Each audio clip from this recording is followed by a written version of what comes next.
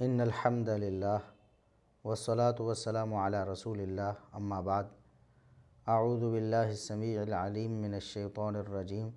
من ہمزہ ونفخہ ونفثہ بسم اللہ الرحمن الرحیم لقد کان لکم فی رسول اللہ اسوۃ حسنہ۔ ناظرین محترم، اصلاح میڈیا کے پلیٹ فارم سے بندہ ناچیز حافظ ابو یحییٰ حدیث کے حوالے سے علوم الحدیث نامی ایک سیریز لے کر آپ کی خدمت میں حاضر ہے۔ ہم نے دیکھا، غور کیا، سرچ کیا سوشل میڈیا پہ، یوٹیوب وغیرہ پہ، تو ہمیں ایسی کوئی کاوش ابھی تک نظر نہیں آئی کہ جس طرح کتابی صورت میں احادیث کو جمع بھی کیا گیا ہے، احادیث کی کتابوں کو مرتب کیا گیا ہے، پھر احادیث کی کتابوں کی شروحات لکھی گئی ہیں ہر زبان میں، اردو زبان میں بھی کافی سارا اچھا کام ہو چکا ہے، لیکن ویڈیو صورت میں ایسی کوئی سیریز ہمیں نظر نہیں آئی جس میں کسی کتاب کو، جیسا کہ صحیح البخاری ہے، صحیح مسلم ہے اور دیگر کتب احادیث ہیں، ان میں شروع سے لے کر آخر تک ایک ایک حدیث کو بیان کیا گیا ہو اور اس کی تشریح کی گئی ہو اور عوام الناس کو بتایا گیا ہو کہ رسول اللہ صلی اللہ علیہ وسلم ان سے کیا چاہتے ہیں۔ تو اس لیے ہم نے یہ سیریز شروع کی ہے۔ اس میں ہم انشاءاللہ احادیث کی کتب جو ہیں، امہات الکتب، جو بڑی بڑی کتابیں ہیں، ان کو ہم انشاءاللہ ویڈیو سیریز میں لائیں گے، ویڈیو کی صورت میں لائیں گے، اور ہم نے اس ویڈیو سیریز میں کچھ اہداف متعین کیے ہیں جن کو آپ اس ویڈیو سیریز کی خصوصیات بھی کہہ سکتے ہیں۔ جس طرح ہم نے کچھ دن پہلے علوم القرآن کے نام سے ایک سیریز شروع کی ہے، اس میں بھی ہم نے 10 نمایاں خصوصیات رکھی ہیں، تو ایسے ہی حدیث کے حوالے سے ہم جو خدمت کرنے جا رہے ہیں، اس میں بھی ہم نے 10 اہداف متعین کیے ہیں جنہیں آپ 10 خصوصیات بھی کہہ سکتے ہیں۔ وہ خصوصیات میں آپ کے سامنے تعارف کے لیے رکھتا ہوں تاکہ اس ویڈیو سیریز کی اہمیت آپ پر واضح ہو جائے۔ سب سے پہلی بات جو ہم اس میں مد نظر رکھیں گے وہ یہ ہے کہ سلیس اور رواں اردو ترجمہ کیا جائے گا۔ احادیث کا آسان فہم اور رواں اردو ترجمہ ناظرین محترم کے سامنے رکھا جائے گا، اور دوسرے نمبر پر مختصر اور جامع تشریح کی جائے گی کہ احادیث میں کچھ الفاظ ایسے ہیں یا کچھ جملے ایسے ہیں جن کو لوگوں کے ذہنوں کے مزید قریب ہونا چاہیے، یا پھر احادیث کی وضاحت دوسری احادیث کے ذریعے ہم انشاءاللہ کریں گے۔ اور پھر تیسرے نمبر پر احادیث سے استنباط و استدلال کے حوالے سے ہم سلف صالحین کا جو اتفاقی منہج ہے اس کو مد نظر رکھیں گے۔ اگر صحابہ کرام رضوان اللہ علیہم اجمعین جو ہمارے پہلے سلف صالحین ہیں، انہوں نے ایک حدیث سے مراد یہ لیا ہے تو ہم اس حدیث سے کچھ اور مراد نہیں لیں گے۔ اسی طرح تابعین ہیں، تبع تابعین ہیں، ائمہ دین ہیں۔ اس کو یوں سمجھیں کہ جیسا کہ حدیث لا نبی بعدی ہے کہ ختم نبوت پر دلالت کرتی ہے اور اجراء نبوت کا رد کرتی ہے، قیامت تک کوئی اور نبی نہیں آ سکتا۔ اب قادیانی جو ہیں وہ اس حدیث کو کسی اور طرح سے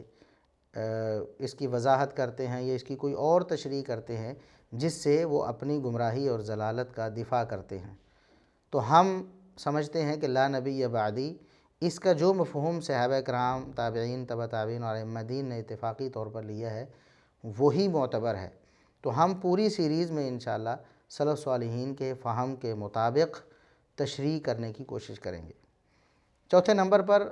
احادیث میں چونکہ ناسخ و منسوخ کا سلسلہ بھی ہے، جس طرح قرآنی آیات میں بھی ہے، تو کچھ آیات بھی منسوخ ہیں، اسی طرح رسول اللہ صلی اللہ علیہ وسلم کے کچھ فرامین اور آپ صلی اللہ علیہ وسلم کی کچھ احادیث منسوخ ہیں جو آپ صلی اللہ علیہ وسلم نے اپنے قول فعل کے ذریعے بعد میں منسوخ کر دیں۔ تو جو منسوخ حدیث ہوگی اس کے بارے میں بھی انشاءاللہ وضاحت کی جائے گی۔ اسی طرح جو حدیث ناسخ ہوگی، جس نے کسی حدیث کو منسوخ کیا ہوگا تو اس کو بیان کرتے وقت اس چیز کی بھی وضاحت کر دی جائے گی۔ اسی طرح بعض احادیث مجمل ہیں اور بعض مفصل ہیں، یعنی کچھ میں اجمالاً اختصاراً کچھ ارشاد فرمایا گیا ہے اور دوسری احادیث میں ان کی تشریح خود نبی کریم صلی اللہ علیہ وسلم نے کر دی ہے، تو یہ مفصل و مجمل جو ہے اس کو بھی مد نظر رکھا جائے گا۔ پانچویں نمبر پر ملحدین اور منکرین حدیث کے جو اعتراضات ہیں خصوصاً احادیث پر، رسول اللہ صلی اللہ علیہ وسلم کی احادیث کا انکار کرنے کے لیے وہ بے تکے اعتراضات کرتے ہیں۔ ملحدین بھی رسول اللہ صلی اللہ علیہ وسلم کی احادیث کو مذاق بنا کر ان کو غلط طور پر غلط رنگ میں پیش کر کے اسلام پر اور پیغمبر اسلام صلی اللہ علیہ وسلم پر اعتراضات کرتے ہیں، اور وہیں سے منکرین حدیث انہی اعتراضات کو لے کر اپنی طرف سے پیش کرتے ہیں کہ یہ احادیث جو ہیں یہ معتبر نہیں ہیں، اور ان کے بقول ان احادیث کی وجہ سے پیغمبر اسلام صلی اللہ علیہ وسلم پر حرف آتا ہے، نعوذ باللہ۔ تو ہم انشاءاللہ ان کے جو شبہات ہیں ان کا بھی مفصل رد کریں گے۔ چھٹے نمبر پر فرامین نبویہ کی جامعیت و فصاحت و بلاغت پر بھی وقتاً فوقتاً اشارات کیے جائیں گے کہ نبی کریم صلی اللہ علیہ وسلم نے فرمایا اوتیت بجوامع الکلم، مجھے بڑے جامع کلمات عطا کیے گئے ہیں، یعنی اللہ رب العزت کی طرف سے آپ صلی اللہ علیہ وسلم پر یہ خاص عنایت تھی کہ آپ کے الفاظ بہت جامع ہوا کرتے تھے، جیسے انما الاعمال بالنیات ہے، ٹھیک ہے، ایک چھوٹا سا جملہ ہے، 3 الفاظ پر مشتمل ہے، لیکن اس کی جامعیت دیکھیں تو پورا اسلام اس کے اندر سمو دیا گیا ہے۔ تو انشاءاللہ رسول اللہ صلی اللہ علیہ وسلم کی فصاحت و بلاغت اور آپ کے الفاظ مبارکہ کی جو جامعیت ہے وہ بھی انشاءاللہ آپ کے سامنے وقتاً فوقتاً پیش کی جائے گی۔ 7ویں نمبر پر معاشرے میں بہت ساری گمراہیاں پھیلی ہوئی ہیں جن کا رد رسول اللہ صلی اللہ علیہ وسلم کی احادیث مبارکہ سے بخوبی ہو سکتا ہے۔ تو ہم انشاءاللہ ان تمام گمراہیوں کا، وہ چاہے شرک سے تعلق رکھتی ہوں، بدعت سے تعلق رکھتی ہوں،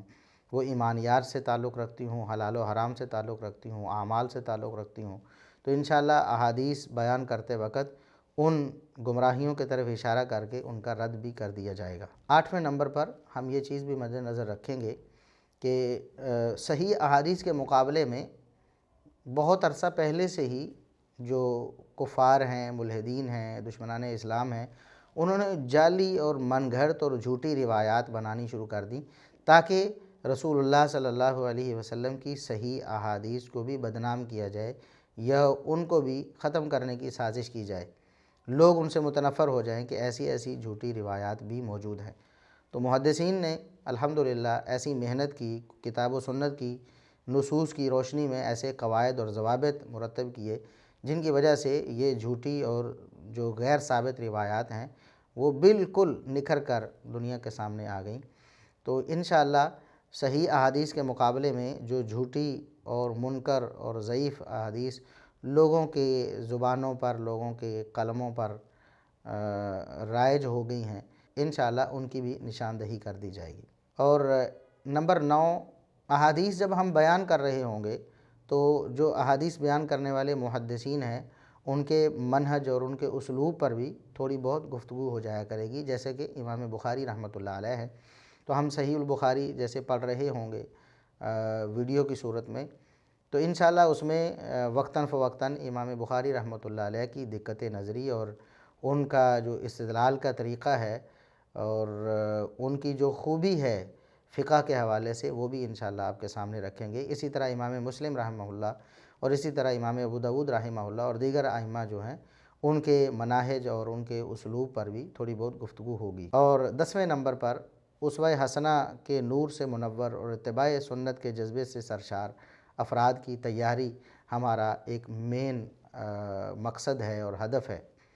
رسول اللہ صلی اللہ علیہ وسلم چونکہ اسوہ حسنہ ہیں، آپ کی زندگی ہی ہمارے لیے رول ماڈل ہے، تو رسول اللہ صلی اللہ علیہ وسلم کی احادیث ہی آپ کی زندگی کا ایک ایک گوشہ اور ایک ایک لمحہ ڈسکس کرتی ہیں۔ تو انشاءاللہ ان احادیث کو بیان کرتے وقت لوگوں کو یہ احساس دلایا جائے گا کہ بطور مسلمان رسول اللہ صلی اللہ علیہ وسلم کی سیرت ہمارے لیے نمونہ ہے،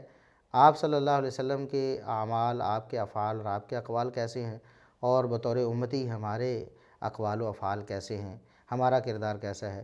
اس سے مدد ملے گی انشاءاللہ کہ لوگ رسول اللہ صلی اللہ علیہ وسلم کے اسوہ حسنہ کے قریب ہوں گے، آپ کی سنت کا اتباع کریں گے اور آپ صلی اللہ علیہ وسلم سے محبت میں اضافہ ہوگا۔ آج کی اس ویڈیو کا مقصد صرف ہماری اس سیریز کا آپ کو تعارف کروانا تھا۔ انشاءاللہ جلد ہم اس سیریز کی ویڈیوز کے ساتھ آپ کے سامنے دوبارہ حاضر ہوں گے، تب تک کے لیے اللہ حافظ۔